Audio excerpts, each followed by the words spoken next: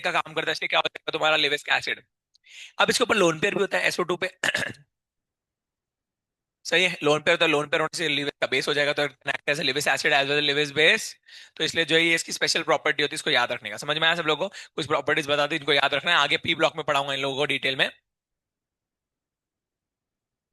अभी सिलेबस के बाहर चला गया, आ चुका है सब। आ जा बेटा, इतनी बड़ी सारी बाहर खड़ी है कि क्या करेगी बेटा।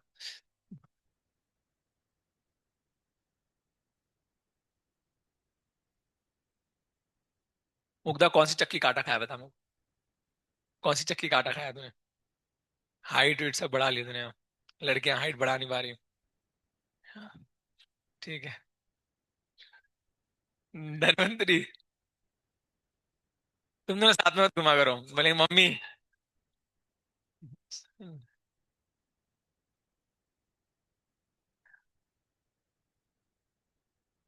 हाँ देखो जरा,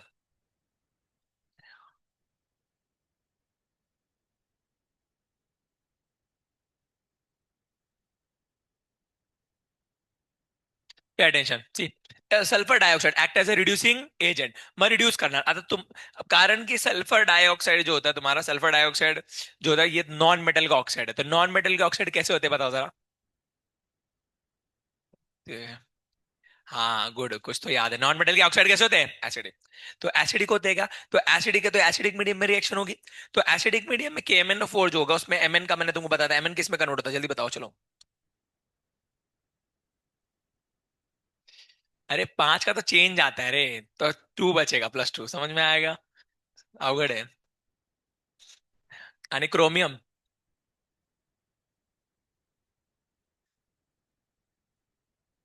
यस, एसिडिक मीडियम में Mn का कितना होगा? 5, ये क्या 7 से लेके क्या बोल सकते हैं 2 पे जाएगा, 5 का चेंज आएगा, इसमें 3 का चेंज आता है, समझ में आएगा? अब ये क्रोमियम जो बनता है इसके ऊपर +3 का चार्ज होता है, इसलिए हिरवा रंग का होता है। कौन सा रंग का होता है? समझ में आएगा? और इसका जो है इसका कलर होगा लाइट पिंक या फिर कलरलेस। क्या बोलोगे, लाइट पिंक या कलरलेस? तो इसको याद रखना भैया, इसको बफ पिंक या लाइट पिंक बोलेंगे। लाइट पिंक या फिर क्या बोलेंगे? बफ पिंक या बफ कलर भी बोल सकते हैं। बफ पिंक बोलने की जरूरत नहीं, सिर्फ बफ बोलोगे तो चल जाएगा। बफ का मतलब होता है पफ का बड़ा भाई बफ। ठीक है, नहीं, बफ का भाई होता है, नहीं बफ होता है बम्बगिरी, नहीं, बम्बगिरी तो मस्ती करने को बोलते हैं। यस, तो बफ होता है फ्लैश कलर। क्या होता है? फ्लैश। फ्लैश कलर समझ में आता है? Flash pink. जैसे अगर मान लो कि वो चिकन का जो चिकन को कट करोगे तो उसके बाद जो ब्लड को वॉश करने के बाद या फ्लैश को वॉश करने के बाद जो फ्लैश होता है उसको वॉश करने के बाद जो, अरे नहीं खाता हूं मैं, ठीक है। सर को कैसे पता? सर तो गले में माला वाला पहने हैं। सर को अरे तो इंसान देखा तो है। ओके ठीक है, तो उसको पता नहीं कि मैं बता रहा हूँ, उसे लगा कि मैं एक्टिंग कर रहा हूँ। बोल रही है, वो तू उसको बता रही सर बता रहे हैं। तो ये तो उसको पता है ना कि सर बता रहे हैं। क्या? ओके, तू तुझे को पता है बफ पिंक का होता है? क्या होता है? फ्लैश पिंक तेरे को कैसे पता है? ओके, लास्ट ईयर पढ़ा होगा सॉल्ट में। ठीक है, तो बफ पिंक क्या होता है तुम लोग का? हाँ, तो रिपीटर वाले को थोड़ा बहुत साढ़े आता है पहले का। तो यस, बफ पिंक क्या होता है? फ्लैश पिंक क्या बोलेंगे? फ्लैश। फ्रेश मत लिख के आना बच्चे लोग, फ्रेश लिख के आ जाते हैं। क्या बोला? फ्लैश। फ्लैश पिंक होता है बफ पिंक, समझ में आया? या फिर कलरलेस भी चलेगा, इसको Mn+2 क्या होगा, कलरलेस भी चलेगा। और ये जो होता है ग्रीन हो जाएगा, ऑरेंज से क्या हो जाएगा, ग्रीन। तो ऑरेंज का ग्रीन और ये डार्क पर्पल का क्या हो जाएगा? ये रिएक्शन याद रखने का, समझ में आया? और SO2 जो होता है तुम्हारा उसका SO3 में कन्वर्ट हो जाएगा, SO3 में कन्वर्ट हो जाएगा, नहीं तो फिर सल्फेट में कन्वर्ट हो जाएगा, समझ में आया? ये आगे मैं आपको सॉल्ट में फिर से पढ़ाऊंगा रिएक्शन।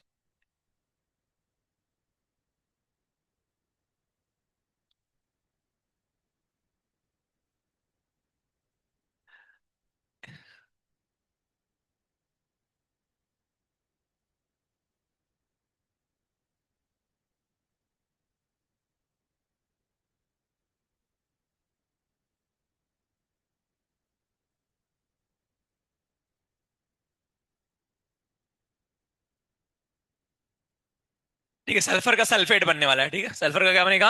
सल्फेट। तो सल्फर का सल्फेट बना देना SO4 2 माइनस, और यहाँ पे इसका भी SO4 2 माइनस, ऑक्सीडेशन हो जाएगा सल्फर का। बढ़े आगे? बहुत बढ़िया बेटा, गुड। क्या नाम, शेरवानी ना? यस। मैं लिख ही देता हूँ, कल को बाद में लड़ेगी मुझसे आके, सर आपने लिखा नहीं ना, आपने तो खाली ग्रीन कलर से लिखा। ठीक है, अभी कौन सा ग्रीन वो मेंशन नहीं, सिर्फ ग्रीन बोला है, ठीक है। ऐसा कुछ नहीं बोला पाकिस्तानी झंडे वाला ग्रीन या बांग्लादेश के झंडे वाला ग्रीन। बढ़े आगे। यस। तो ये हो जाएगा केमेन फोर और एसो, ये रिएक्शन लिख लेना, ये तुम लोगों को नोट्स में नहीं दी नहीं है तो इसको याद रख लेना। बहुत बढ़िया। अब एक क्रोमिल क्लोराइड टेस्ट होता है, वो टेस्ट तुम लोग को आगे सॉल्ट में पढ़ाऊंगा, तब के लिए वेट करना, ठीक है। तब तक अगर डी ब्लॉक में क्वेश्चन आएंगे तो उसको छोड़ देना, डी ब्लॉक में क्रोमिल क्लोराइड टेस्ट में ये बनता है CrO5, ये ब्लू कलर का होता है, मैं अभी। ठीक है, CrO5 बनेगा ब्लू कलर का, कौन से कलर का? क्रोमिल क्लोराइड टेस्ट होता है, क्रोमिल क्लोराइड जो होता है वो होता है CrO2Cl2, ये होता है क्रोमिल क्लोराइड। क्रोमिल क्लोराइड जो होता है, इसको जो है हम लोग इसको क्रोमेट में कन्वर्ट करते हैं, क्रोमेट में कन्वर्ट करने के बाद फिर लास्ट में इसका ये बनता है अमाइल अल्कोहल के साथ, इसकी रिएक्शन होती है लास्ट में अमाइल अल्कोहल के साथ। वो मैं तुमको सॉल्ट में ही पढ़ाऊंगा, अभी रहने दो, अभी नहीं पढ़ाऊंगा, अभी पढ़ाऊंगा तुम लोगों का दिमाग खराब होगा, बोलोगे इतने रिएक्शन सर पढ़वाते हो, तो सब आगे आएगा। CrO5 का कलर ब्लू होता है, अमाइल अल्कोहल के अंदर रिएक्शन होती है इसकी, ठीक है, H2O2 और अमाइल अल्कोहल में।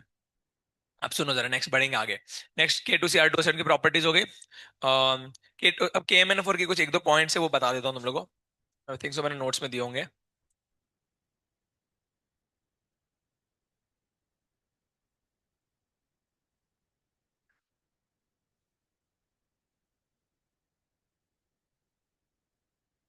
KMnO4 लेक्चर,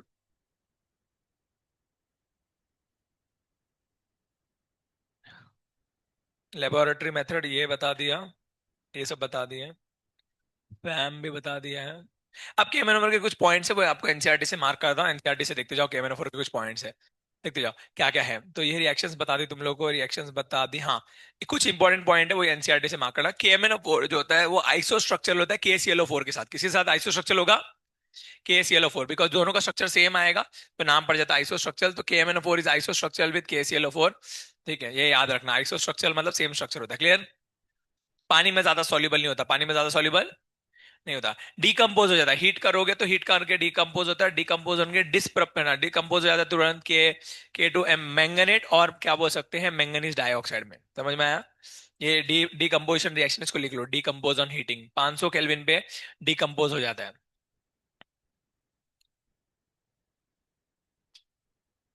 जल्दी जल्दी लिखा हो रे। ये डिकम्पोजिशन की रिएक्शन याद रखना भैया।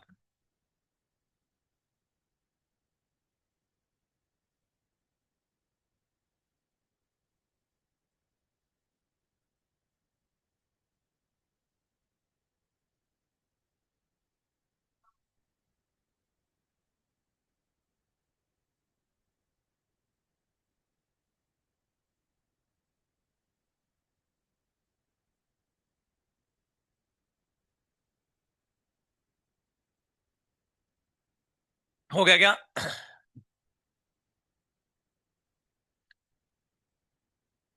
बड़े आगे, अब ध्यान सुनो, एक दो और चीजें हैं, फटाफट सुन के कंप्लीट करते हैं इसको। पहली बात तो KMnO4 जो होता है, इजंट इट, उसका जो है वो डायमैग्नेटिक होगा, वैसे क्या होता है, अरे डी में जीरो इलेक्ट्रॉन्स है, तो डी में जीरो इलेक्ट्रॉन से क्या होता है, डायमैग्नेटिक, बट वो टेम्परेचर बेस्ड पैरामैग्नेटिज्म शो करता है, तो ये इसकी स्पेशल प्रॉपर्टी होती है। टेम्परेचर जो है क्या बोल सकते हैं, बेस जो है वो क्या दिखाएगा, पैरामैग्नेटिक, वीक पैरामैग्नेटिज्म। तो see this, usually it is a diamagnetic, but क्या शो करेगा, along with temperature dependent weak paramagnetism. तो टेम्परेचर बढ़ने से कभी कभी क्या होता है, एस का जो एक इलेक्ट्रॉन होता है, तुम्हारे पी का जो इलेक्ट्रॉन होता है 3p का, वो 3p का इलेक्ट्रॉन जो है वो आगे वाले ऑर्बिटल में चले जाता है, और क्या बोलते हैं, अनपेड इलेक्ट्रॉन बन जाता है। तो अनपेड इलेक्ट्रॉन आने से जो ये वीक पैरामैग्नेटिज्म शो करता है, समझ में आएगा? तो याद रखना भैया, डायमैग्नेटिक होगा, बट क्या शो करेगा, टेम्परेचर डिपेंडेंट वीक पैरामैग्नेटिज्म। ये KMnO4 की एक प्रॉपर्टी है, तो दो तीन प्रॉपर्टीज आपको याद रखनी है। पहली बात तो डार्क पर्पल कलर का होता है, KClO4 के साथ आइसो स्ट्रक्चर होता है, temperature dependent weak paramagnetism show करता है, क्लियर हो गया? अब क्यों शो करता है उसका जो है, that is beyond the present scope of the study, ठीक है, तो तुम लोगों को टेंशन लेने की जरूरत नहीं है। बड़े आगे। यस। अब यहाँ पे जो पाई बॉन्ड दिख रही है, पाई बॉन्ड के बारे में मैं आपको ऑलरेडी बता चुका हूँ। पाई बॉन्ड कौन सी होगी, पीपाई डीपाई, कौन सी होगी? आप बोलोगे सर पीपाई डीपाई, मैंगनीज के पास डी पाई वाले होंगे और ऑक्सीजन के पास पी पाई होंगे, तो पाई बॉन्ड कौन सी बनेगी, पीपाई डीपाई, याद रखना भैया, कौन सी पाई बॉन्ड बनती है, पीपाई डीपाई। यस। ये रिएक्शन सब देख लिया हम लोगों ने, रिएक्शन सारे करा दिए तुम लोगों को।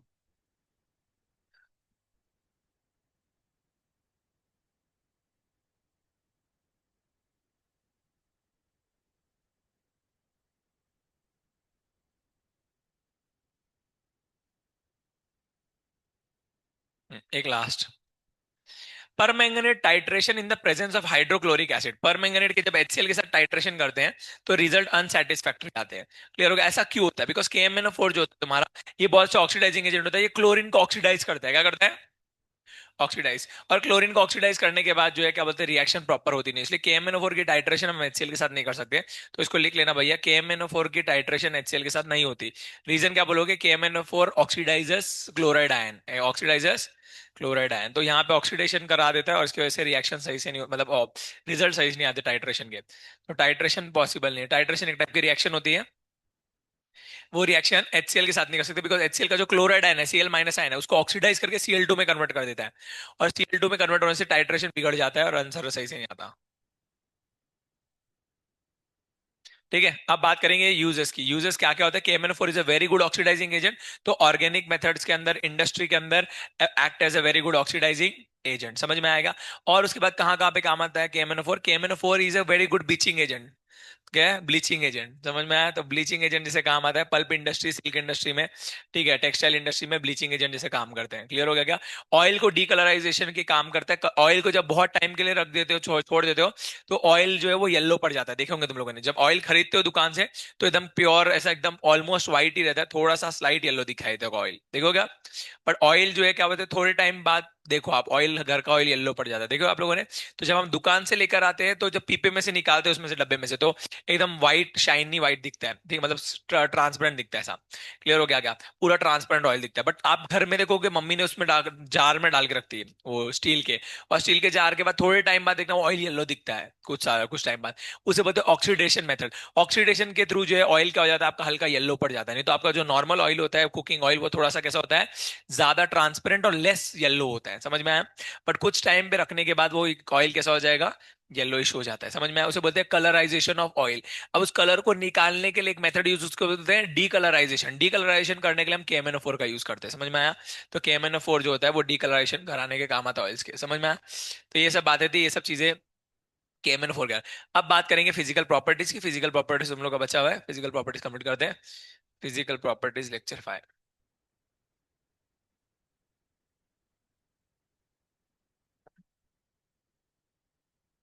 ओके, ये KMnO4 की रिएक्शंस मैंने लिख के रखी है। हाँ, एक दो कुछ एक्स्ट्रा रिएक्शन है वो मैंने आई थिंक से तुमको बताना भूल गया। देखो जरा, KMnO4 की जब H2SO4 से रिएक्शन हो, जेई में पूछते हैं, तुम लोगों नहीं पूछेंगे, फिर भी सुनने के लिए सुन लो। KMnO4 की रिएक्शन किससे कराओगे? H2SO4 से। समझ में आएगा? तो यहाँ पे जो है Mn2O7 देगा। Mn2O7 जो है एसिडिक होता है, एसिडिक ऑक्साइड होता है। ये तुम लोग एग्जाम में बहुत पूछेंगे, Mn2O7 कैसा होता है? एसिडिक ऑक्साइड कैसा होगा? एसिडिक। और ग्रीन ऑयली लिक्विड होगा, कैसा होगा? Green oily liquid. Highly explosive होता है, स्ट्रक्चर ये होता है। ठीक है, KMnO4 की रिएक्शन H2SO4, बाद में नोट्स में कॉपी कर लेना, नोट्स में लिया फिजिकल प्रॉपर्टी के फर्स्ट उसमें दिया हुआ है। क्लियर हो गया? बाकी सब लिख के दिए, सारे रिएक्शन सब लिख के दिए, बाकी तो बता ही दिया। स्ट्रक्चर बना के दिया है, आइसो स्ट्रक्चरल वाला सब बताया है। रिडक्शन विद SO2 ये भी लिख के दिया मैंने, सब कुछ तो दिया है यार। फिजिकल प्रॉपर्टीज, फिजिकल प्रॉपर्टीज की बात करेंगे। देखो भैया, एनसीईआरटी किधर गई हमारी? NCERT,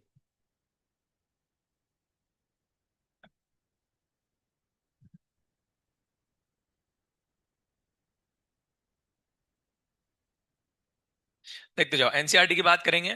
transition metal, non transition metal का मतलब मैंने आपको स्टार्टिंग में बताया था ट्रांजिशन क्या होता है ना, जिसके डी में एक इलेक्ट्रॉन खाली होना चाहिए, उसे बताया था तुम लोग को। ट्रांजिशन क्या होता है, सूडो ट्रांजिशन क्या होता है, बताया तुम लोग को। ठीक है, तो शुरू करेंगे फिर यहाँ से। इलेक्ट्रॉनिक कॉन्फ़िगरेशन तो है ही, वो लास्ट में बताएंगे तुम लोग को। ठीक है, अब देखो जरा यहाँ से फिजिकल प्रॉपर्टीज की बात करेंगे। जितने भी तुम्हारे मेटल्स होते हैं सबके पास ना ये होता है, क्या बोल सकते हैं, सॉलिड स्ट्रक्चर होता है। अलग अलग टाइप के सॉलिड के स्ट्रक्चर्स होते हैं। जब कोई भी मेटल होता है, मेटल, हर एक मेटल सॉलिड फॉर्म में होता है। और हर एक सॉलिड के क्या होते हैं, क्रिस्टलाइन स्ट्रक्चर्स होते हैं। क्रिस्टलाइन स्ट्रक्चर्स के नाम होते हैं simple cubic, body cube centred cubic, face centred cubic, hexagonal, close packing, ऐसे अलग अलग टाइप के नाम होते हैं। आप लोगों ने I don't know solid sheets में पढ़ा होगा। सॉलिड शीट्स पढ़ा है तुम लोगों को, किसी को नहीं पढ़ा है सॉलिड शीट्स? तो सॉलिड शीट्स आप लोगों के सिलेबस के बाहर है, इसलिए आप लोगों को नहीं पढ़ाते हैं। बट सॉलिड शीट्स में आपको बताते हैं अलग अलग क्या होते हैं, क्रिस्टलाइन स्ट्रक्चर होते हैं। कुछ के नाम मैं बताता हूँ। Simple cubic, hexagonal close packing, इसको एचसीपी बुलाएंगे। BCC, body centred cubic, clear हो गया। और एक होता है FCC, face centred cubic, clear हो गया। तो ये ऐसे कुछ क्या होते हैं, तुम्हारे नाम होते हैं किसके, स्ट्रक्चर्स के, जो मेटल फॉलो करते हैं। मेटल जितने भी होते हैं सब क्रिस्टलाइन स्ट्रक्चर में मिलते हैं। अब देखेंगे भैया, अगर आप देखोगे यहाँ पे, देखो सभी जो है मेटल, उसके क्या है, एक से ज्यादा क्रिस्टलाइन स्ट्रक्चर है, या कम से कम एक तो है। ये एचसीपी में भी एग्जिस्ट करता है, बीसीसी में भी, ये एचसीपी बीसीसी में, ये सब। बट कुछ जगहों पे देखो आपने एक्स बना कर रखा है, मतलब ये एग्जिस्ट, इनका क्रिस्टलाइन स्ट्रक्चर होता नहीं है। तो जिनके सामने एक्स लिखा हुआ है उनका क्रिस्टलाइन स्ट्रक्चर होता नहीं है। कौन कौन से, सूडो इनर्ट गैस, देखो जरा। और साथ में एक मैंगनीज, तीन ही चार ही ऐसे एलिमेंट है जिनका क्या होता है, कोई फिक्स क्रिस्टलाइन स्ट्रक्चर नहीं होता। तो आप लोग ये याद रखना भैया, ये यहाँ पे पॉइंट में लिख के दिया है। See this, with the exception of zinc, cadmium, mercury and manganese, they have one or more than typical one, क्या बोलते हैं, मेटालिक स्ट्रक्चर। तो सभी के मेटालिक स्ट्रक्चर एक या एक से ज्यादा होंगे, है ना? किसको छोड़कर, जिंक, कैडमियम, मर्क्यूरी और मैंगनीज, ये चार ऐसे जिनका मेटालिक स्ट्रक्चर होगा। नहीं, अब बोलोगे सर फिर आपने यहाँ पे तो नीचे लिखा है बीसीसी, ये हम लोगों ने, इंसानों ने बाद में बनाए। क्लियर होगा, नेचर में एग्जिस्ट नहीं करता, इसलिए एक्स लिखते हैं, समझ में आएगा? तो जो ब्रैकेट में लिखे हैं वो सब हमने बाद में बना बना के ट्राई किए हैं, बनते हैं कि नहीं बनते। बट क्या बोलते हैं, एज इफ कोई मेटालिक स्ट्रक्चर नहीं होता। 4 15 4 10। हाँ।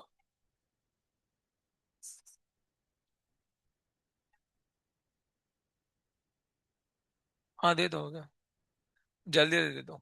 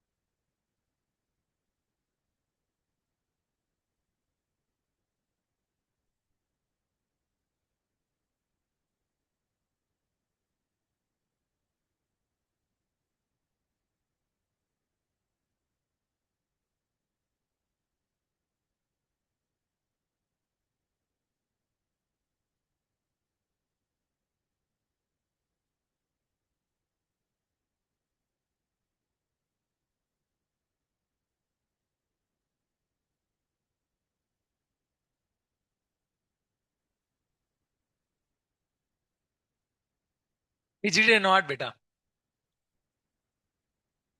कुछ नहीं। मतलब विच डे नॉट।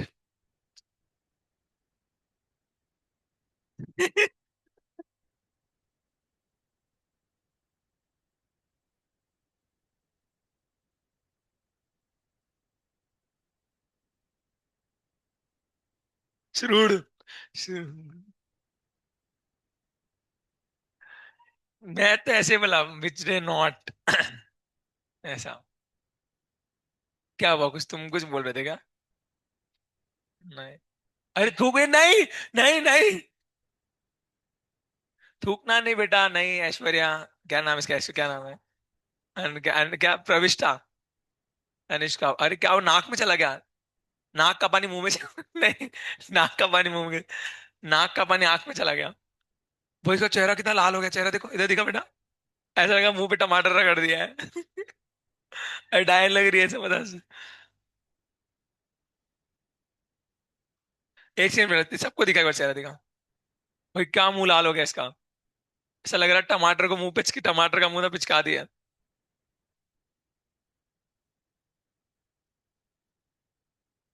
अरे रुक जा, अरे सांस ले, उसको सांस लेने बोलो। सांस ले बेटा, आराम से। आराम से बेटा। मर जाओगे ऐसे। और अच्छा भी लगा क्या, खबर छापेंगे। हंसते हंसते मर गई। हंसते हंसते लग गए रास्ते।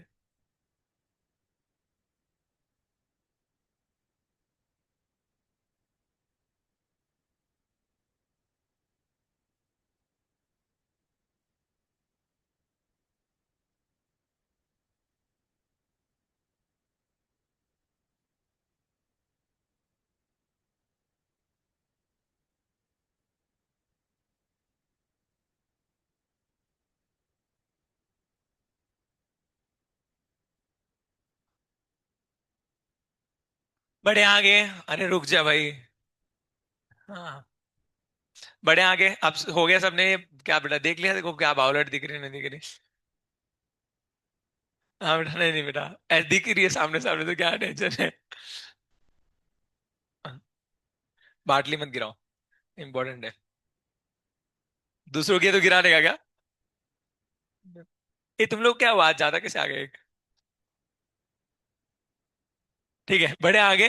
थोड़ा डिसाइड कर लो, दो या चार या तीन का, एक फिक्स काउंट लेके आया करो। ठीक है, बढ़ते आगे, ध्यान सुनो। अभी हो गया सब लोगों का एडमिट कार्ड, बायोलट सब। ठीक है। हंस लिया बेटा सब। हाँ, फेस नॉर्मल हो गया धीरे धीरे। गुड, अब देखो जरा। सभी लोग के पास मेटालिक स्ट्रक्चर होते हैं सिवाय किसके, जिंदगी, कवाड़ा हो गया और मैंगनीज को।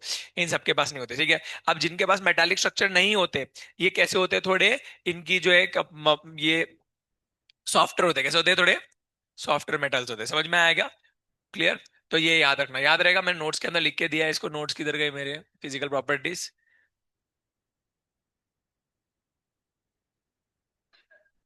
See this.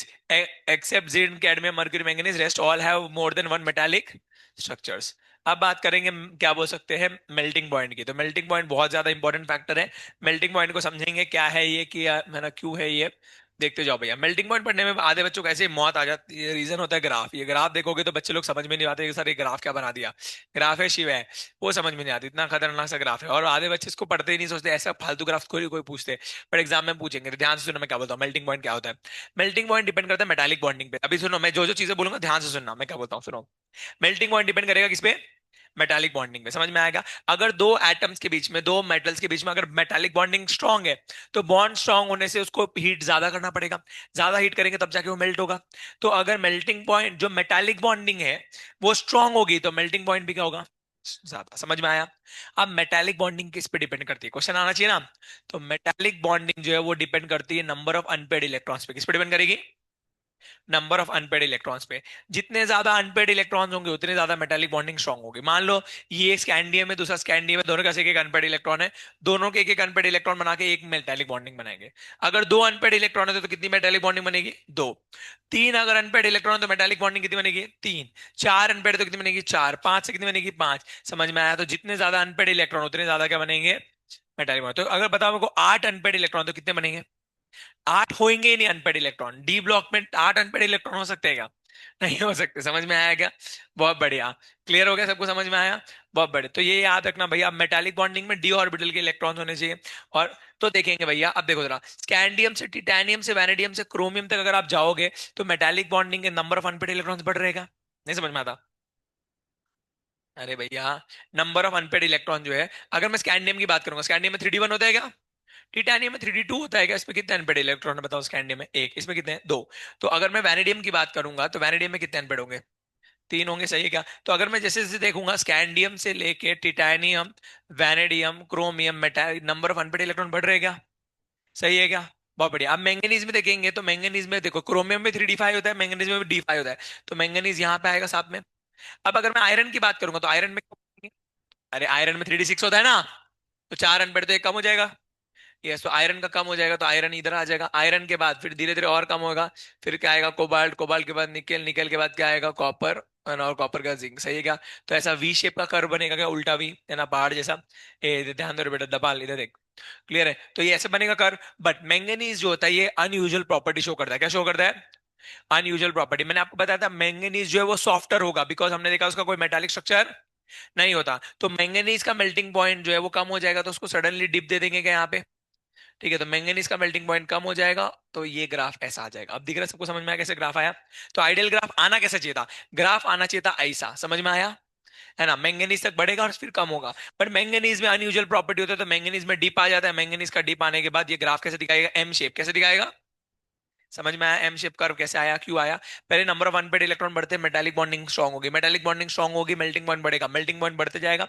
फिर उसके बाद देखेंगे तो मैंगनीज तक जो है क्या बोलते बढ़ना चाहिए, मैंगनीज को छोड़ देते साइड में। आयरन में धीरे धीरे नंबर ऑफ अनपेड इलेक्ट्रॉन कम होंगे, और मेल्टिंग पॉइंट भी क्या हो जाएगा? कम हो जाएगा। समझ में आया? तो फिर से मेरी बात सुनो, है ना, मेल्टिंग पॉइंट किस पे डिपेंड करेगा? मेटालिक बॉन्डिंग पे। मेटालिक बॉन्डिंग, है ना, मेटालिक बॉन्डिंग किस पे डिपेंड करती है? नंबर ऑफ अनपेड इलेक्ट्रॉन पे। क्लियर होगा? ग्राफ कैसा आया? अब सवाल आता है, सर मैंगनीज में ऐसा क्यों हुआ? तो मैंगनीज में ऐसा होने के दो रीजन है। पहला रीजन मैंने आपको बताया, इसका कोई क्रिस्टलाइन स्ट्रक्चर नहीं होता। सेकंड रीजन, स्ट्रक्चर, स्ट्रक्चर क्यों नहीं होता? सर सवाल आना चाहिए ना, स्ट्रक्चर क्यों नहीं होता? रीजन क्या होता है स्ट्रक्चर क्यों नहीं होने का? Extra stability of D orbital electron. जब डी में 5 इलेक्ट्रॉन आ जाते हैं मैंगनीज के, 4s2 3d5 होता है मैंगनीज, तो मैंगनीज 4s2 3d5 होने से मैंगनीज स्टेबल होता है। जैसे आप देखोगे नोबल गैसेस, नोबल गैसेस जो होते हैं उनके बीच में फोर्स ऑफ अट्रैक्शन बहुत वीक होता है, इसलिए नोबल गैस का मेल्टिंग पॉइंट सबसे कम होता है पूरे पीरियोडिक टेबल के अंदर। क्यों कम होता है? बिकॉज एक नोबल गैस को घमंड होता है कि मैं स्टेबल हूं, दूसरे वाले को घमंड होता है मैं स्टेबल हूं, तो दोनों एक दूसरे के पास नहीं आते। समझ में आया? दो अमीर लोग एक दूसरे से जल्दी मिलेंगे नहीं, उन लोगों को, है ना, जो जो टॉप के प्लेयर्स होंगे ना, वो एक दूसरे को हमेशा हेट करेंगे। Ronaldo, Messi. क्लियर हो गया? क्योंकि दोनों टॉप के हैं, तो दोनों एक दूसरे को ज्यादा भाव नहीं देंगे। क्लियर हो गया क्या? तो दोनों हाँ सामने सामने मिलेंगे, थोड़ा बहुत हाथ विथ मिला लेंगे, बट ऐसे जिगरी दोस्त बन के घूमते हैं क्या? नहीं। तो बस यही बात होती है कि क्या होता है ना, जब दोनों के दोनों टॉप के हो, तो अभी क्या होता है, एक नोबल गैस नियॉन, नियॉन को बोला भाई आप बॉन्ड बनाना, बोला मैं तो स्टेबल हूँ। दूसरे नियॉन को बोला आप बॉन्ड बना लो, बोला मैं भी स्टेबल हूँ। तो दोनों के दोनों जब स्टेबल है, तो एक दूसरे के पास आएंगे क्या? नहीं। जब आएंगे नहीं, तो फोर्स ऑफ अट्रैक्शन बनेगा क्या? नहीं। जब फोर्स ऑफ अट्रैक्शन वीक हो जाएगा, तो इस लोग का मेल्टिंग पॉइंट भी क्या हो जाएगा? कम हो जाएगा। समझ में आएगा?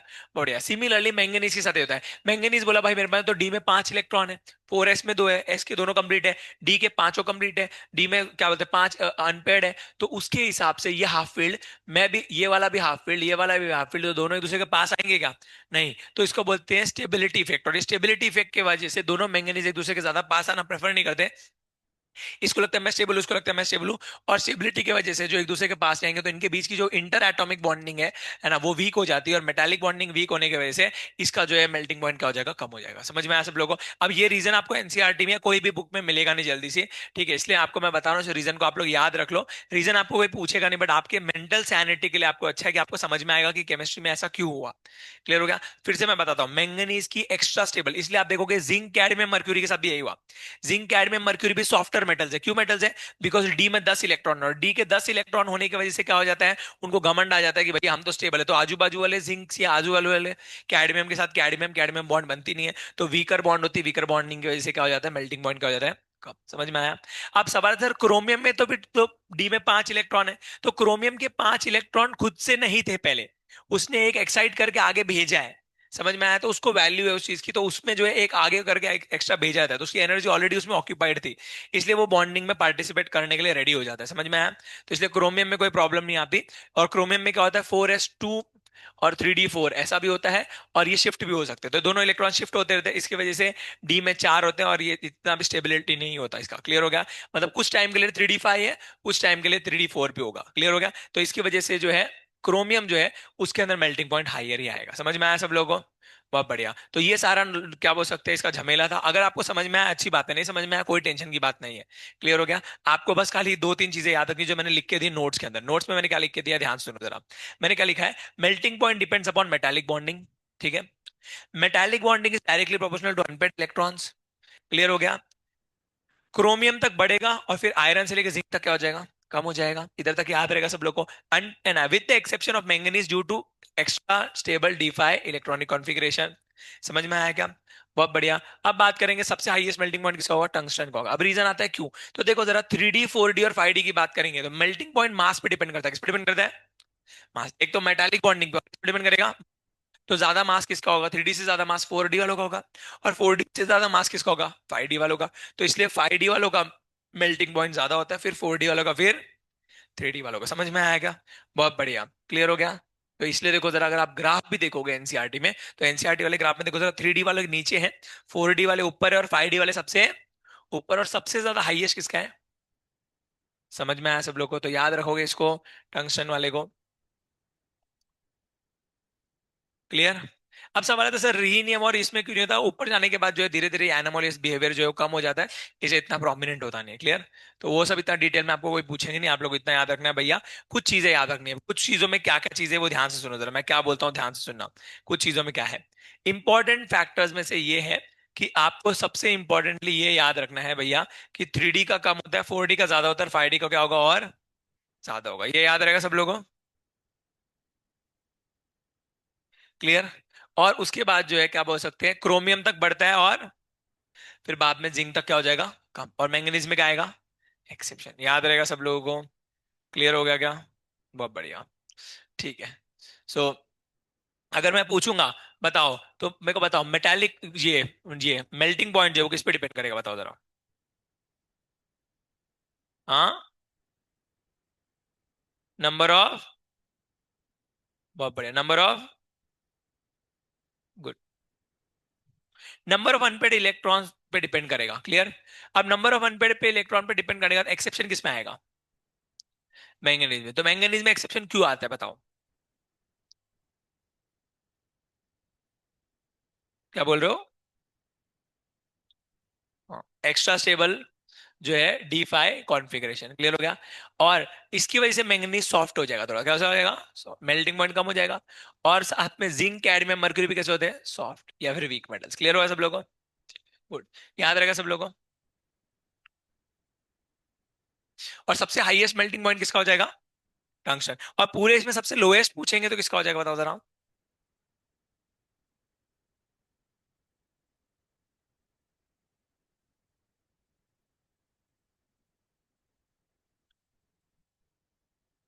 ठीक है, सिल्वर। गुड। ठीक है,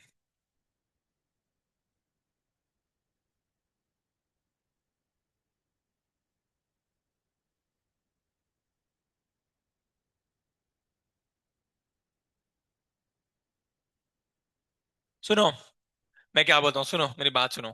कहां तक बढ़ेगा पहले इन, अभी देखो ट्रेंड सुनो पागल बच्चों, ट्रेंड कैसे, ट्रेंड पूछता नहीं आप लोगों को, ठीक है? आपको मेल्टिंग पॉइंट का ट्रेंड नहीं पूछेगा, मैं भी आपको बता रहा हूँ, ठीक है? आपको मेल्टिंग पॉइंट में पूछेगा कि कंपैरेटिवली पूछेगा, जैसे जिंक और मैंगनीज दे, जिंक और ये दे देंगे, क्या बोलते हैं, क्रोमियम।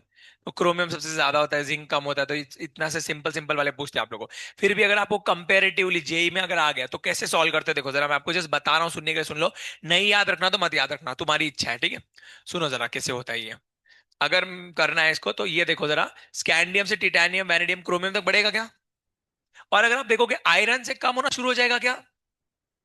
सही है क्या? ये याद रहेगा सब लोगों को? तो मैंने क्या बोला, क्रोमियम तक बढ़ेगा और आयरन से कम हो जाएगा। और मैंगनीज की वैल्यू को क्या करना है, तो मैंगनीज की वैल्यू निकू के बीच में डालनी है। किसके बीच में डालोगे?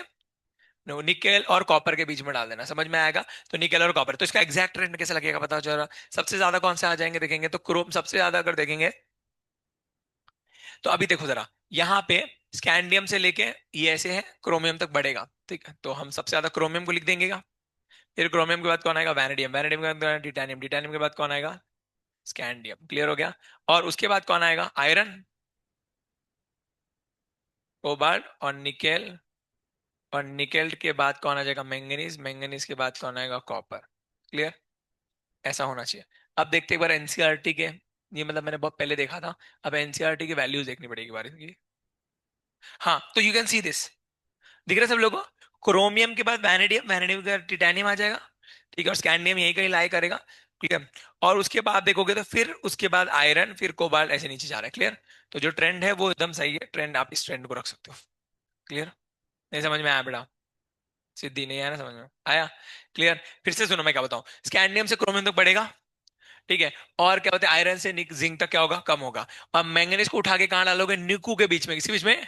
निकू के बीच में, समझ में आएगा? निकू के बीच में डाल देना, और उसके बाद जो है यहाँ पे पहले क्रोमियम से लेके स्कैंडियम, और स्कैंडियम से फिर आयरन से नीचे कर देना। क्लियर हुआ? याद रहेगा सब लोगों को? अगर इसको लिखना है तो ये ट्रेंड लिख सकते हो, मैं नोट्स में दिया नहीं तो आप इसको लिख सकते हो। नहीं तो इसके लिए मैं एक ये बनाता हूँ, नया फोल्डर बनाता हूँ, तो उससे आपको याद रहेगा अच्छे से। कोई सर नहीं। हाँ हाँ। ओ,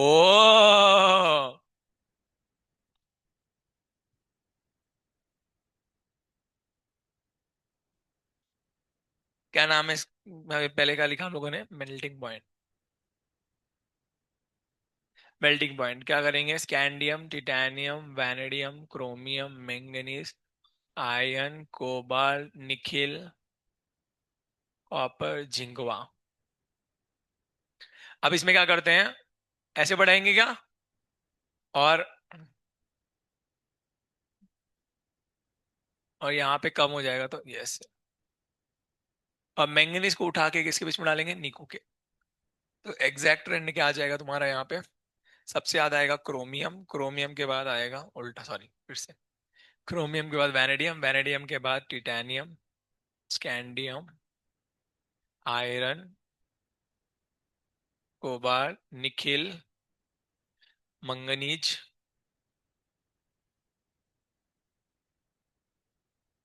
वाह।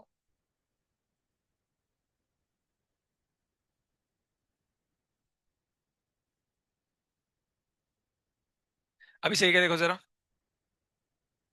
अभी कुछ और उल्टा सुल्टा तो नहीं हुआ ना? साइंस में नहीं, मेल्टिंग पॉइंट याद है सब लोगों को? तो अगर आपको ट्रिक जमती है तो ट्रिक याद कर लो, नहीं जमेगा तो कोई प्रॉब्लम नहीं है। ट्रिक ये कोई इतना पूछेगा नहीं डिटेल में, जितना नोट्स में पहले वाले में नोट्स में दिया उतना तुम्हारे लिए सफिशिएंट है नीट वालों के लिए। ये सब आगे जेई वालों को ही पूछते हैं, तुम लोगों को ज्यादा टेंशन की बात नहीं है।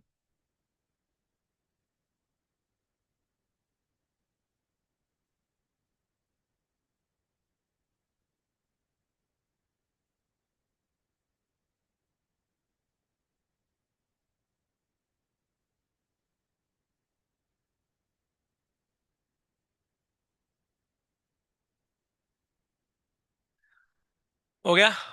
बढ़े आगे? यस। याद रखना इसको, ठीक है। नेक्स्ट, नेक्स्ट आएगा तुम्हारा क्या है? मेल्टिंग पॉइंट हो गया, मेल्टिंग पॉइंट याद रखना सब लोग।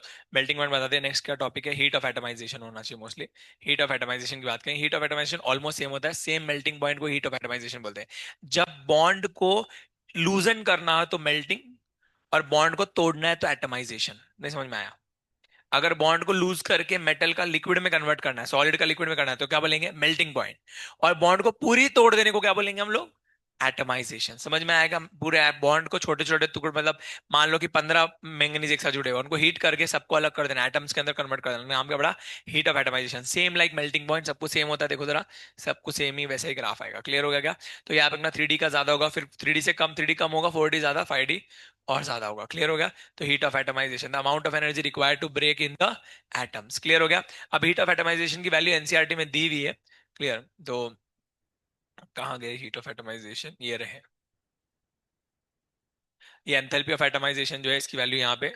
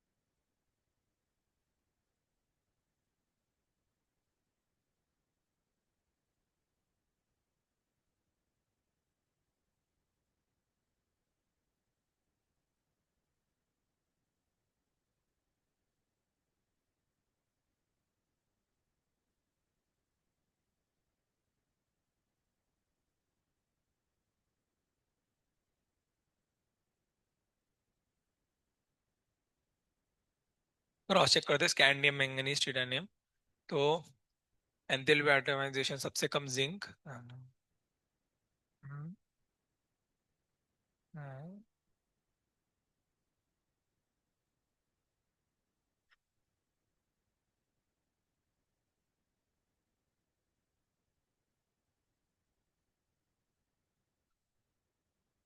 ठीक है, दिस राइट। तो this is the trend of enthalpy of atomisation, clear. मेरे पीछे बोलो, जाने मन। जाने मन सुनो, क्यों करती हो फिकर।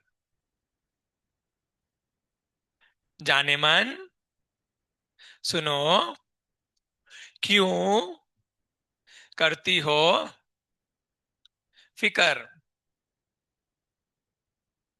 कोई नहीं तेरे बिना।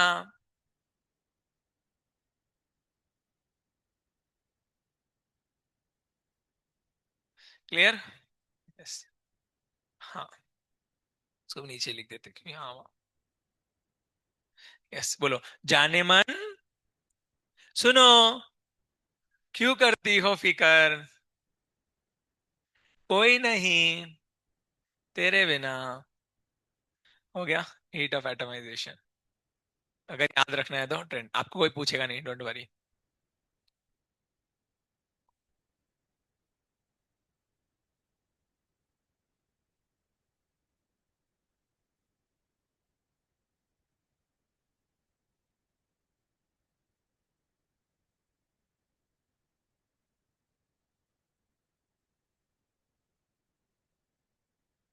बढ़े आगे।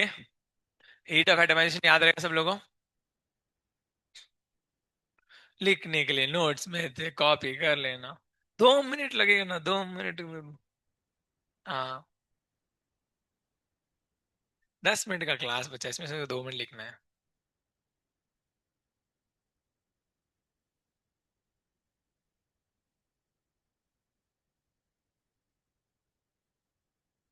डेंसिटी। डेंसिटी जो होती है वो अक्रॉस द पीरियड जो है तुम्हारी क्या हो जाएगी, बढ़ जाएगी। अक्रॉस द पीरियड क्या हो जाएगी, बढ़ जाएगी।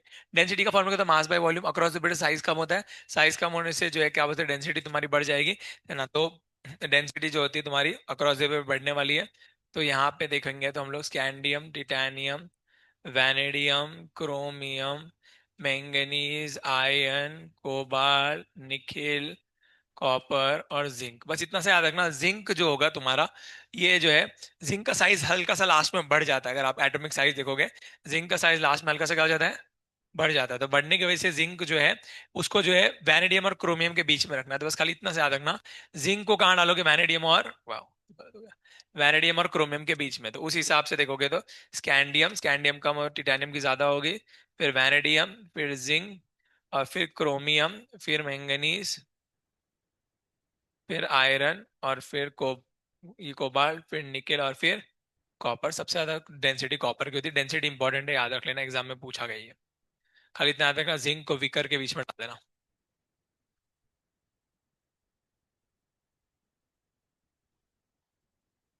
क्लियर। डेंसिटी याद रख लेना। बढ़े आगे।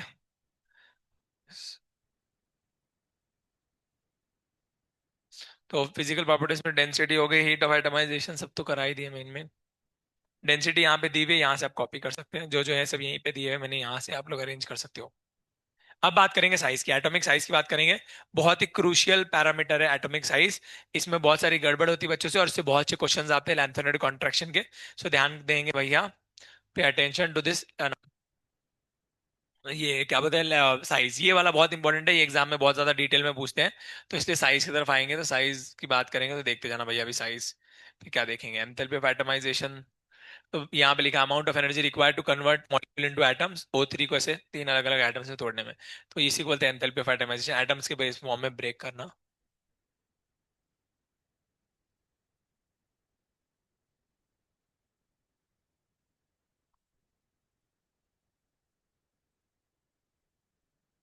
यस, एटॉमिक और आयोनिक साइज।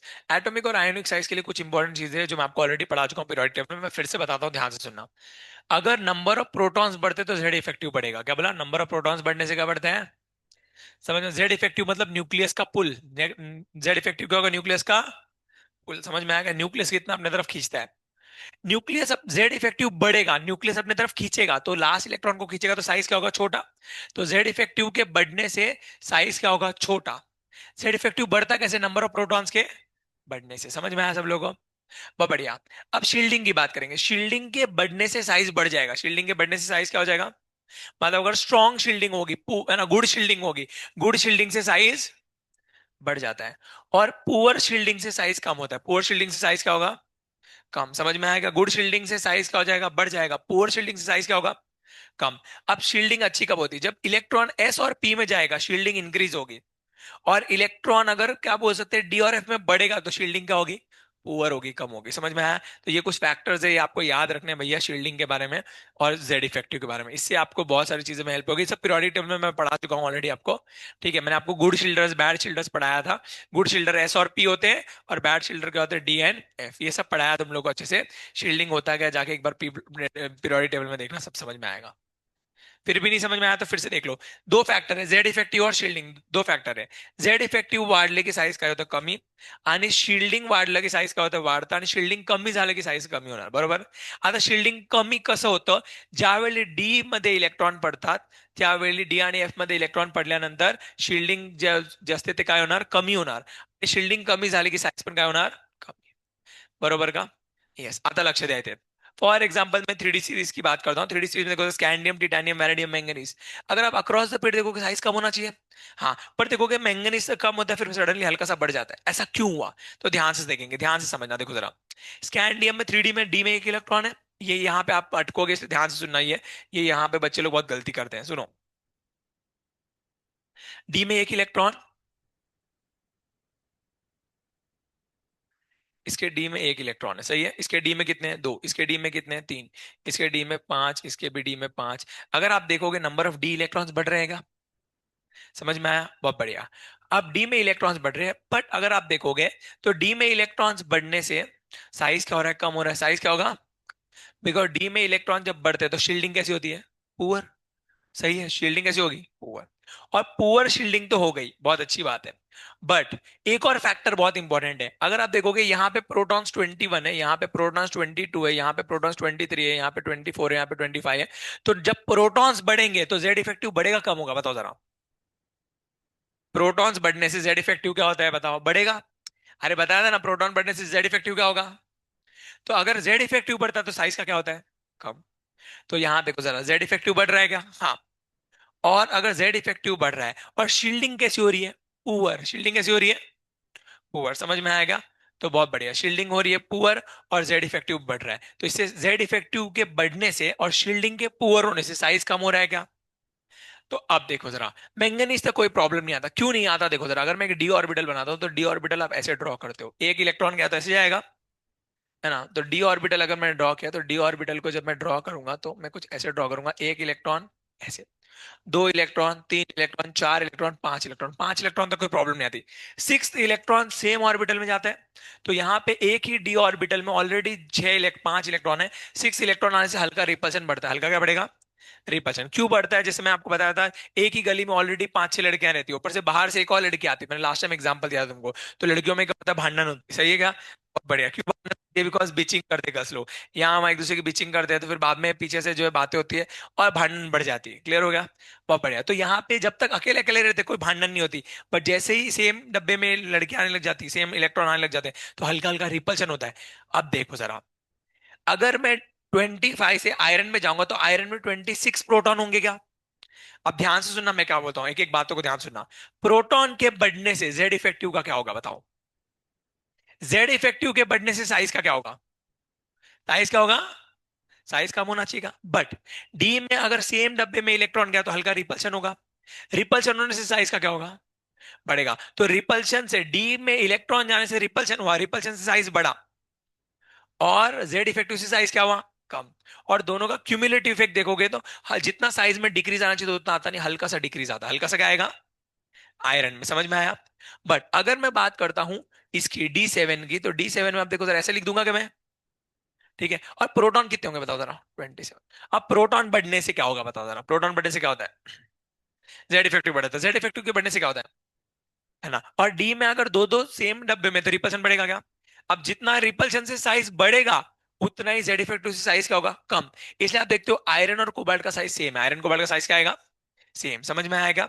और उसके बाद अब देखो जरा, निकेल की बात करेंगे तो डी में यहाँ पे 28 प्रोटॉन हो जाएंगे। प्रोटॉन बढ़ने से क्या होगा, जेड इफेक्टिव बढ़ेगा, जेड इफेक्टिव बढ़ने से साइज क्या होगा, कम होगा। बट डी में एक और इलेक्ट्रॉन बढ़ेगा, रिपल्शन बढ़ जाएगा क्या, रिपल्शन के बढ़ने से साइज क्या होगा, कम।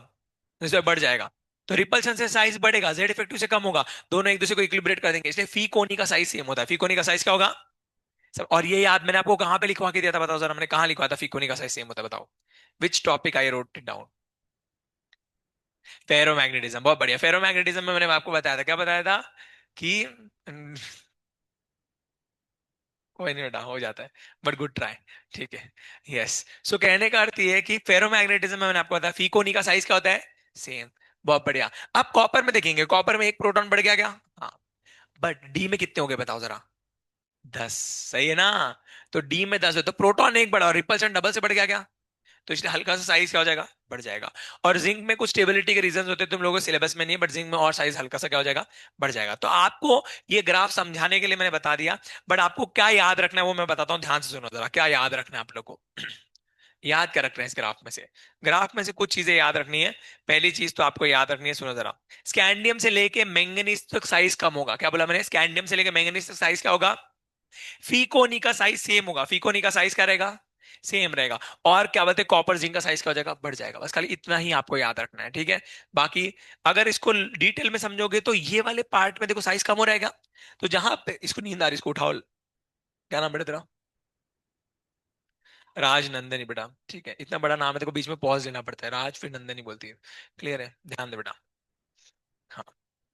हरे कृष्णा, बोलो हरे कृष्णा लाउडली, हरे Krishna loudly, loudly.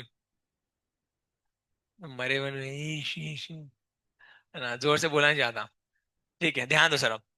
Z effective dominating होगा और शील्डिंग का होगी पुअर। शील्डिंग का होगी, शील्डिंग मतलब रिपल्शन वाला फैक्टर। रिपल्शन वाला फैक्टर कम होगा और क्या बोलते हैं, अट्रैक्शन वाला फैक्टर क्या होगा, ज्यादा। इसलिए देखो साइज कम हो गया क्या, और ये वाली जगह में साइज बढ़ रहा है। साइज बढ़ना मतलब रिपल्शन वाला फैक्टर क्या होगा, ज्यादा, मतलब शील्डिंग वाला फैक्टर ज्यादा और अट्रैक्शन वाला फैक्टर क्या है, कम। और इसमें तीनों का साइज सेम है, मतलब जितना रिपल्शन है उतना अट्रैक्शन है। तो इस तरीके से लिखा जाता है, समझ में आया सब लोगों को। तो ये ग्राफ बना है। अब 3D से ज्यादा साइज 4D का होना चाहिए क्या, अरे 3D नीचे जाएंगे डाउन द ग्रुप तो पीरियड एक एक क्या बन जाएगा तुम लोग का, एक एक शेल बढ़ जाएगा। शेल बढ़ने से साइज बढ़ेगा, तो 3D से ज्यादा साइज होगा 4D का। अब 4D से ज्यादा 5D का होना चाहिए था, बट 5D एकदम सटा के दिया है, देखो जरा 5D को एकदम चिपका के दिया है। क्यों होता है, because of lanthanoid contraction, because of lanthanoid contraction. यहाँ पे बनेगा बहुत इंपॉर्टेंट क्वेश्चन, इसलिए ध्यान से सुनना। लैंथेनॉइड कॉन्ट्रैक्शन क्या होता है, सुनो।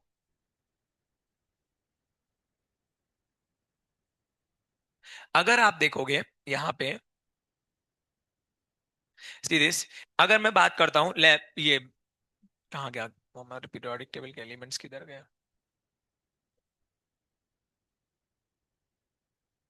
यस। सी दिस, अगर मैं बात करता हूं यहाँ पे, तो लैंथेनियम के बाद हाफनियम है क्या। अब लैंथेनियम की इलेक्ट्रॉनिक कॉन्फ़िगरेशन अगर आप देखोगे, तो लैंथेनियम की जो इलेक्ट्रॉन ये है जो sorry, ये वाले जो डी, ये वाले जो है 5D सीरीज जो है, 5D सीरीज की इलेक्ट्रॉनिक कॉन्फ़िगरेशन में 4f ऑर्बिटल्स भी आते हैं। सही है। अगर मतलब मैं हाफनियम लिखता हूँ, हाफनियम 72 होता है। तो 72 में कैसे लिखेंगे electronic configuration, nearest noble gas कौन सी आ जाएगी, जेनॉन 54। जेनॉन 54 के बाद क्या लिखोगे आप यहाँ पे, 6s2, 4f14, और क्या आएगा 5d2। सही है क्या। तो अगर आप देखोगे यहां पर, तो 5d तो है ही, बट साथ में 4f के इलेक्ट्रॉन्स आगेगा। अब f में इलेक्ट्रॉन जाएगा, तो f में तो सबसे बेकार शील्डिंग होती है। अरे हाँ या ना। और शील्डिंग इफेक्ट, जब शील्डिंग बहुत बेकार होगी तो साइज क्या होगा, कम। समझ में आएगा। अब सिमिलरली अगर इसमें 4f के इलेक्ट्रॉन्स है, तो इसमें भी 4f होंगे, इसमें भी, सब में 4f के इलेक्ट्रॉन होंगे क्या। तो अगर आप देखोगे, तो जितने भी तुम्हारे क्या होते हैं, ये होते हैं 5D सीरीज के, 5D सीरीज के अंदर क्या होता है, 4f में इलेक्ट्रॉन जाते हैं। और 4f में इलेक्ट्रॉन जाने की वजह से क्या होता है, पुअर शील्डिंग। और पुअर शील्डिंग से साइज क्या हो जाएगा, छोटा। इसलिए 5D सीरीज का जो साइज हो जाता है वो क्या हो जाता है, बहुत ज्यादा छोटा। समझ में आया सब लोगों को। तो इसका रीजन मैंने लिख के दिया है यहाँ पे एकदम अच्छे से। अगर आप देखोगे तो यहाँ पे मैंने लिख के दिया, see this, due to poor shielding of 4f orbitals. कौन से ऑर्बिटल, 4f, यहाँ पे f लिखा, 4f लिख देना, ठीक है। 4f orbital electrons, the size of the 5d series element decreases and becomes almost equal to the 4d series, almost equal to the, and this is known as lanthanoid contraction, because lanthanoids में electron गएगा। अगर आप देखोगे hafnium और इसमें problem क्या हुई, आप देखो जरा, लैंथेनियम यहाँ पे बीच में क्या आ गए, लैंथेनॉइड्स आ गए, लैंथेन है ना, लैंथेनियम के बाद जो है बीच में लैंथेनॉइड्स आ जाते हैं, तो लैंथेनॉइड्स के आने की वजह से 4f में इलेक्ट्रॉन जाता है, इसलिए नाम क्या पड़ा, लैंथेनॉइड कॉन्ट्रैक्शन। अरे लैंथेनियम के बाद नीचे लैंथेनॉइड्स आएंगे और फिर हाफनियम में भरेगा, तो इसलिए नाम क्या पड़ा, लैंथेनॉइड कॉन्ट्रैक्शन। सबको समझ में आया लैंथेनॉइड कॉन्ट्रैक्शन क्या होता है, क्लियर हो गया। तो ये याद रखना भैया। तो इसकी वजह से जो है, देखो जरा, आपको इतना याद रखना है, सबसे छोटा साइज 3D का, फिर 4D और 5D का साइज क्या होगा, ऑलमोस्ट सिमिलर। रीजन क्या लिख के आओगे, लैंथेनॉइड कॉन्ट्रैक्शन, समझ में आएगा। बहुत बढ़िया, अब ध्यान दो। तो हेल्थ सही बेटा, ठीक है, सब अजीब अजीब तरीके से मुंह बना रही है तू, मैं बोला मरने वाली है आज। देखो जरा, अब देखो 3D का साइज क्या होगा, छोटू, 4D और 5D का साइज ऑलमोस्ट क्या होगा, सिमिलर। समझ में आया, रीजन क्या लिखा होगा, लैंथेनॉइड कॉन्ट्रैक्शन। अब एग्जाम में कैसे क्वेश्चंस आएंगे, जितने भी प्रोबेबल क्वेश्चंस है मैं यहाँ पे लिख चुका हूँ, ध्यान से सुनो अभी साहब। फीकोनी के बारे में पूछेंगे, फीकोनी में आपको लगेगा कि आयरन का साइज बड़ा होगा, नहीं, तीनों का साइज क्या होता है, सेम, तो ये मत करके आना, ये करके आना, क्लियर। निकेल कॉपर जिंक में आपको लगेगा डाउन द ग्रुप कम होता है, अक्रॉस द पीरियड कम होता है, तो कम होगा तो आपको लगेगा निकेल ज्यादा होगा, कॉपर फिर ऐसा, ये नहीं होगा, उल्टा हो जाता है, बिकॉज हमने देखा लास्ट में कॉपर जिंक बढ़ जाता है।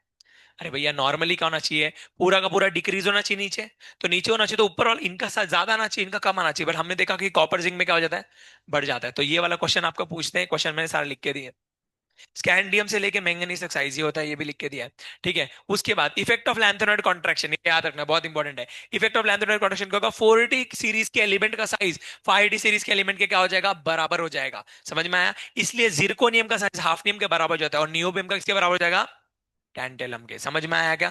बाकी लोगों का भी ऑलमोस्ट, मतलब जितने भी 4D वाले सीरीज के एलिमेंट है सबका बराबर ही हो जाता है ऑलमोस्ट, बट आपको एग्जाम में वो नहीं पूछेंगे, एग्जाम में यही दो एग्जांपल पूछेंगे, इनको याद रखना। बट जिरकोनियम का हाफनियम के बराबर करना भैया, ठीक है ना, जिरकोनियम का नियोबियम के मत कर देना, या इसका इसके बराबर मत कर देना, बच्चे लोग दारू पी के कुछ भी करते हैं, क्लियर हो गया।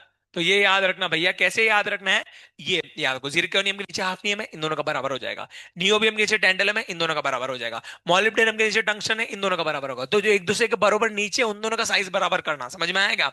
उल्टा सुल्टा मत जोड़िया लगा देना, और कुछ नहीं होता तो मैंने जो दो लिख के दिए वो याद रखना, बस ये दो याद रख लेना, ये एग्जाम में आएंगे, समझ में आया लैंथेनॉइड कॉन्ट्रैक्शन क्या होता है। तो ये एटॉमिक साइज की सारी गाथा थी, आई होप सभी को एटॉमिक साइज अच्छे से समझ में आ गया हो। थोड़ा डिफिकल्ट सा लगता है सुनने में, बिकॉज बहुत सारा थ्योरेटिकल पार्ट है, सुन सुन के बच्चे लोग मर जाते हैं, क्या क्या इतना सारा इन्फॉर्मेशन सर ने एक साथ डंप कर दिया। अब सारे इन्फॉर्मेशन को मैं फिर से एक बार बोलता हूँ, ध्यान से सुनो, मेरी बात सुनते जाओ। तुम्हाला काय काय लक्ष द्यायचंय, लक्ष द्यायचंय बघा। स्कॅन्डियम ते मँगनीज पासून कमी होणार, बरोबर का, स्कॅन्डियम ते मँगनीज पर्यंत काय होणार, कमी। फी कोणीचा साईज सेम राहणार, आणि कॉपर आणि झिंकचा वाढणार, बरोबर का, क्लियर। आता नेक्स्ट, 3D सीरीज का साइज कम होगा, 4D का ज्यादा होगा, 5D का ज्यादा होना चाहिए, बट किसके बराबर आ जाएगा, 4D के। रीजन क्या होगा बताओ जरा, लैंथेनॉइड कॉन्ट्रैक्शन। और इफेक्ट ऑफ लैंथेनॉइड कॉन्ट्रैक्शन ये होता है कि जिरकोनियम का साइज इसके बराबर हो जाएगा हाफनियम के, और नियोबियम का टैंटलम का। और ये बहुत इंपॉर्टेंट एग्जाम में पूछा गया है, इसे स्टार मार्क करके दिया हुआ है, बहुत बार पूछा गया है, क्लियर। फिर ये कुछ क्वेश्चन है, क्वेश्चन याद कर लेना। इस तरीके से आप लोग का एटॉमिक साइज यहाँ पे कंप्लीट होता है। नेक्स्ट जो टॉपिक आता है that is your ionisation enthalpy and your last क्या बचेगा तुम लोग का आयनाइजेशन एंथैल्पी के साथ, यही से बस, मेन तो यही था। और क्या बचा था तुम लोग का, और ऑक्सीडेशन नंबर वो तो बाद में करेंगे सब, तो आयनाइजेशन एंथैल्पी मेन तो। फिजिकल प्रॉपर्टीज में आयनाइजेशन एंथैल्पी हम लोग नेक्स्ट क्लास से शुरू करेंगे, एंड देन कल मेरा क्लास नहीं होगा, ठीक है, कल आई एम नॉट अवेलेबल, सो कल मेरा क्लास नहीं होगा, इसलिए आज दो क्लास तक आए थे, पर दो में से एक तुम लोग की बस ही नहीं पहुंची। यस, मैं बोलूंगा तुम लोग नहीं, नहीं बोलूंगा, तुम लोग की बस ही नहीं पहुंची, तो इसलिए हो नहीं पाया। पर ठीक है, कोई नहीं, we covered good amount of things. अब ज्यादा बचा नहीं है, दो लेक्चर का बचा हुआ है, दो लेक्चर के अंदर हमारा कंप्लीट हो जाएगा ये DNA block. Next is your, क्या बचा, पी ब्लॉक। तो पी ब्लॉक हो जाएगा, टेंशन मत। पी ब्लॉक में तो दो दिन लगते हैं इसको कंप्लीट कराने में, किसको, क्या नाम है आपका इसका, 11th के पी ब्लॉक को कंप्लीट कराने में 2 दिन, और 4 दिन लगेंगे 12th के पी ब्लॉक को, या 3 दिन लगेंगे 12th के पी ब्लॉक को, ज्यादा नहीं लगता। तो ऐसे ही है, ज्यादा नहीं है, तो आप लोग का हो जाएगा कंप्लीट, डोंट वरी। आप लोगों को कब तक बोला सिलेबस का, एटॉमिक स्ट्रक्चर संजय सर या फिर मैं सोनू सर को देने वाला हूँ। ठीक है, मेरे पास इतना टाइम नहीं है, मैं बात बना क्या बोलते लेक्चर ले पाऊँ, मेरे 5-5 लेक्चर हो जाते हैं एवरीडे। कल मेरे को जाना है जीएसपीएम कॉलेज में, वहाँ पे मेरे को भगवद गीता पे सेशन लेना है। तो वहाँ पे 700 बच्चों का सेशन है, तो इसलिए मैं कल अवेलेबल नहीं हूँ यहाँ पे। तो इसलिए सो अभी जिसको डाउट है वो लोग, बेटा आ जा, क्या नाम था, रश्मिता, फिर बाद में बोलेगी सर थे नहीं आप। क्लियर है, एक इधर ही आ जा, तो सब लोगों के सामने रहेगा, एटलीस्ट साक्षी रहेगा कि सब लोगों ने देखा है, तो बाद में क्या पता तो वो उधर आई नहीं और बाद में बोले सर आप नहीं थे। तो बेटर है। तो जिस जिसको जो जो डाउट्स है वो अभी आ जाओ, मैं 15 मिनट रुकूंगा डाउट्स के लिए, मेरे को वापस जाना है आरएमडी, सॉरी पुष्पा जाना है वापस वहाँ पे डाउट्स के लिए, ये 11th के बच्चों के लिए। तो आप लोगों को जो भी डाउट्स है अभी आप लेके आ जाइए, आपके डाउट सॉल्व करेंगे, ठीक है। अभी आप लोग क्या कर, वो वाले क्वेश्चंस बना लिए आप लोगों ने, पीवाईक्यूज, मैंने आपको बोले थे पीवाईक्यूज वाले बना लेना, और कंपाउंड्स ऑफ ट्रांजिशन एलिमेंट्स वाले बोले थे मैंने आपको बनाने के लिए। कंपाउंड्स ऑफ ट्रांजिशन एलिमेंट्स वाले PYQs, compounds of transition elements के M N four and K2 Cr2 SN वाले, वो सारे पीवाईक्यूज आपको जेई और नीट दोनों के बना लेने हैं, क्लियर है, वो कर लो। अभी क्या चल रहा है, ऑर्गेनिक किधर पहुंचे? अल्डिहाइड कीटोन, उसके बाद क्या क्या बचे, कार्बोक्सिलिक अमाइंस, बायोमोलिक्यूल्स, और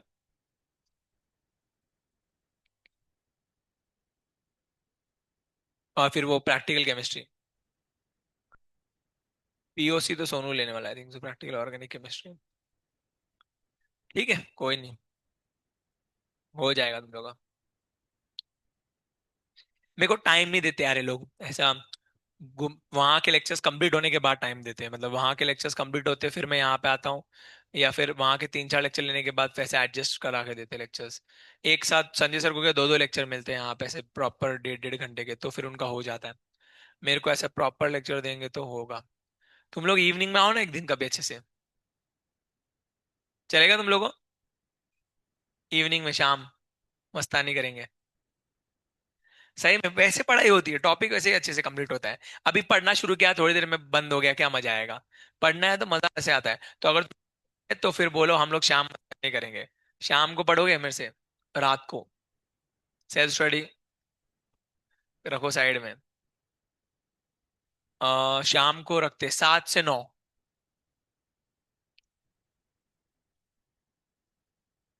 खाना जल्दी खा लेना तुम लोग, 6:30 को खाना हो जाए, कब तक खाना कितने में शुरू होता है? क्या होता है? 7:30 बजे खाना आता है।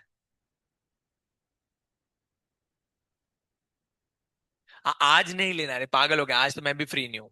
अभी मैं नेक्स्ट वीक की बात कर रहा हूँ, आने वाले वीक से, जब से तुम लोग का फिर थोड़ा फिजिक्स और बाकी सब चीज और फ्री हो जाओगे तुम थोड़ा। तो फिजिक्स कितना बचा है तुम लोग अभी? बहुत। कौन कौन ले रहा है, 2-2 टीचर ले रहे होंगे तो। यशवंत सर क्या ले रहे हैं? क्या? काइनेटिक्स, और वो सूर्यकांत सर?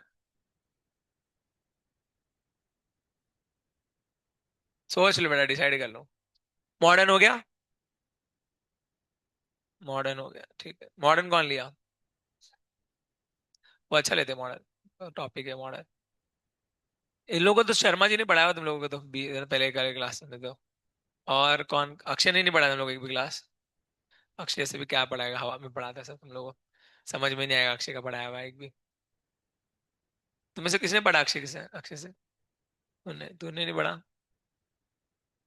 बहुत हवा में पढ़ाता है भाई अक्षय। ये होता है, ये होता है, कर लो, हो गया, आंसर आ गया।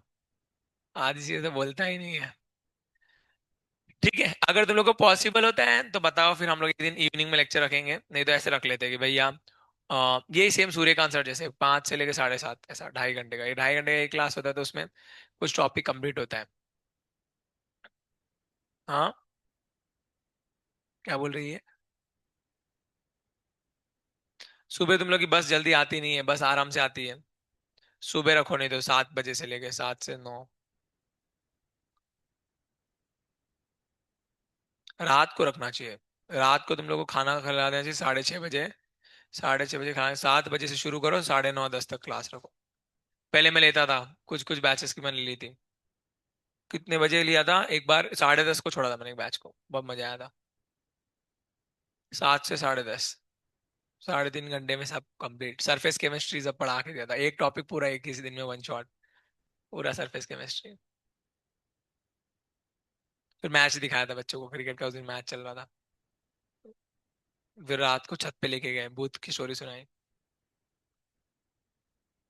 पेन किसका है ये? ये ले बेटा। ठीक है, लार्ज डाउट्स। इसका नाम क्या है?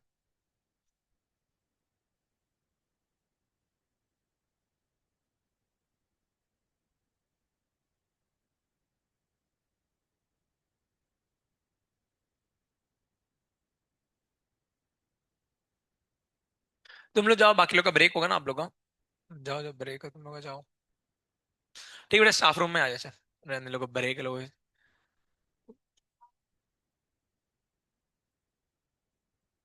स्कूल को दी दो। तेरा नाम लूंगा तो मेरे को भगा देगा कहाँ से। बट तो स्कूल में थी ना, मैं तो कॉलेज में जाऊंगा ना बेटा, इंजीनियरिंग कॉलेज में जाऊंगा ना वहाँ पे। नहीं, इंजीनियरिंग कॉलेज में। इंजीनियरिंग कॉलेज में जाऊंगा, वहाँ पे कल सेशन है मेरा, देना। ठीक है। 4 बजते गुड नाइट।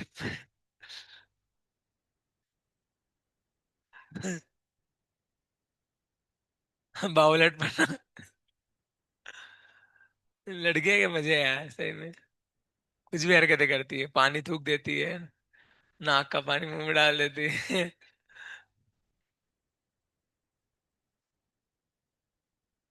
अच्छी बात है बेटा। आई को आने के लिए बोला।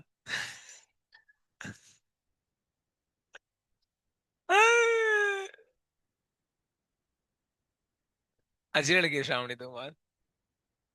कुछ नहीं बेटा, आ जा। अरे तू आ, कब से डाउट के लिए आ रही है ये? वाह, और फिर जब मैं चले जाऊंगा पता है क्या बोलेगी? सर आप तो थे ही नहीं। बाकी लोग, तुम लोग का डाउट से कोई संबंध नहीं है। मैंने सिर्फ क्वेश्चन सॉल्व करे तो इग्नोर करने का तो डाउट आएगा ना। कुछ सॉल्व ही नहीं करते हम लोग। और तेरा बेटा, तू बोलना मत तेरा फिजिकल का डाउट है।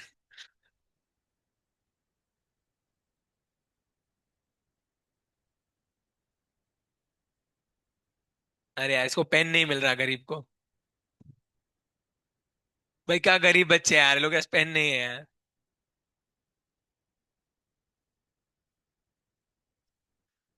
ये लड़कियां क्या पागल हो गई है? ये क्या तो क्या कर रही है? बुक के अंदर, बुक के अंदर छुपा के लेके आई, बुक में से निकाला है। ऐसा लगा बटुआ निकाला है भाई। वही तो मैं बोल रहा हूँ। जाओ ना, तुमको रोक कौन रहा है? जाओ, मैं तो पहले ही बोल रहा हूँ, ब्रेक हो गया, जाओ।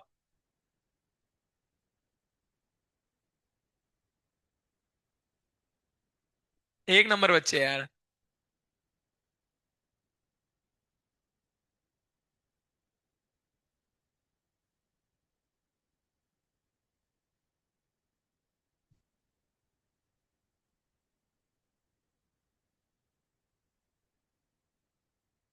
SF6। SF6 में कौन सा एक्साइटेशन, थर्ड एक्साइटेशन शेड लगे ना?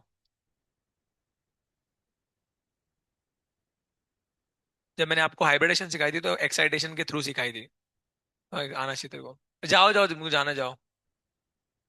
सो जा बेटा, गुड नाइट। कैंटीन में जाके समोसा खा। जा।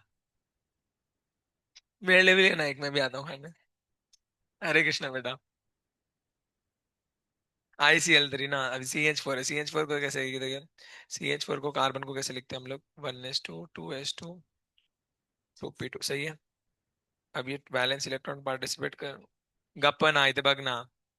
आता इथे किती बॉन्ड बनवायचे? 4 CH4 मध्ये, बरोबर का? आपल्याकडे अनपेड किती आहे? 2. मग आपण एक्साइट करणार का? इसे एक बार एक्साइट कराएंगे, तो एक बार एक्साइटेशन को क्या बोलेंगे? First excitation. मग इथे एक एक्साइटेशन केलं की झालं. परंतु जर मी SF4 बनवलं, SF6 साठी काय आहे? सल्फर